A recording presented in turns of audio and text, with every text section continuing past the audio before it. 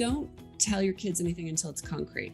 Don't tell them until you know, oh, we're going to be moving out or we're going to be separating into two houses, because they'll start, there'll be a lot of anxiety. Suddenly they're not able to go to sleep. Suddenly they're being really clingy. Suddenly they're not doing well in school. Suddenly, you'll start to see behaviors kind of popping up because they don't know what to do with all the anxiety. So really it's just one, do the very, very best you can to not express unnecessary emotion.